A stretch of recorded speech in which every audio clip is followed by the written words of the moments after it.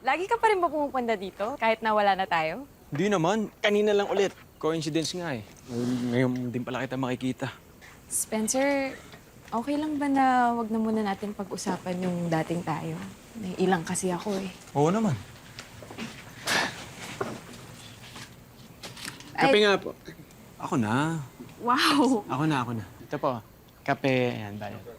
Wow, bago yun ah. Sure ka? Grabe ka naman ah. May trabaho naman ako, no? Tagal ko nang sinasabi sa'yo yan dati. Oh. Akala ko ba wag pag-uusapan yung dati?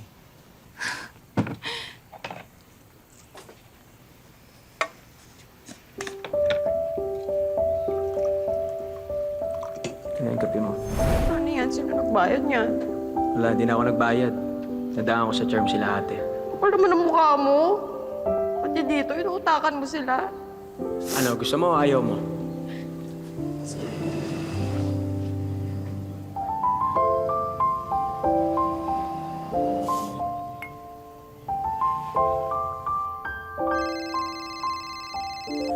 Hello? Oo, hindi. Malapit na nga ako. Sandali lang. Stop over lang sandali. Masyadong mahaba yung biyahe. Okay. Okay, sige. Okay, bye-bye. Kulit din ng boyfriend mo eh, no? Sabihin mo, malapit na tayo.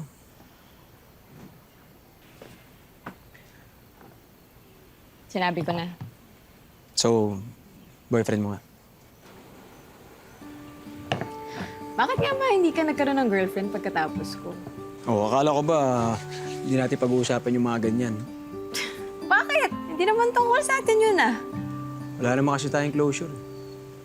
Na-trauma ako. Nag-ghost ako eh. Takot pa naman ako sa multo. Ay, sorry.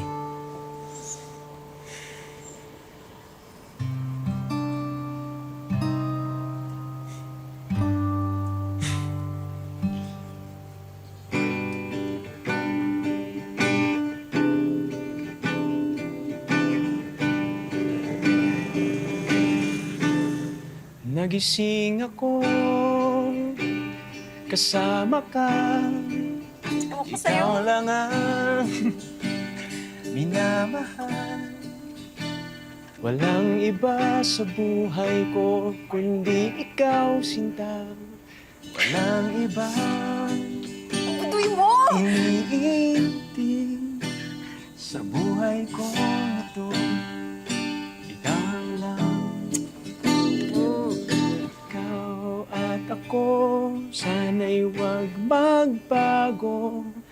Sana ay tayo hanggang sa dulo.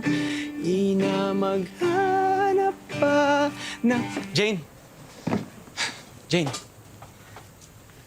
Sorry. Hindi ko dapat ginawa yun. Hindi ka na.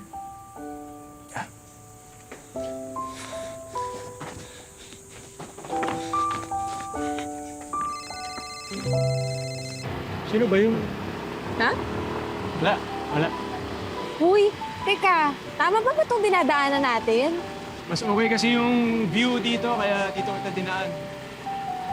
Pero mas matatagal na naman tayo na makarating ako dun sa kailangan kong puntahan. Yan ka na naman, nagmamadali ka na naman. Chill ka lang, okay? Huwag kang mag-alala. Kaya hatid kita doon sa pupuntahan mo. Gusto ko lang masulit mo muna yung view. Ang layo naman kasi nung pupuntahan mo, tapos ang mahal pa. Ano ba kasing gagawin mo doon sa pupuntahan mo? Kailangan lang akong kausapin. Layo naman nun. Ang bira. Tapos bundok pa. Wala eh. Doon lang siya pwede. Okay. Teka.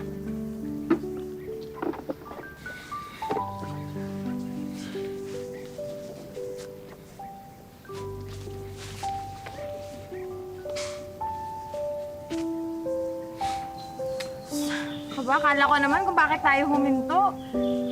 Naalala mo ba ito? Oo naman. Binigyan mo ko ng ganitong bulaklak dati. Second year anniversary pa natin nun, di ba? Hindi ako kumain nung college noon. Mga 1 buwan din yata. Iniipon ko yung baon ko kasi naiinggit ka dun sa mga kaklase mo. Binibigyan ng boyfriends nila. Kaya, yan.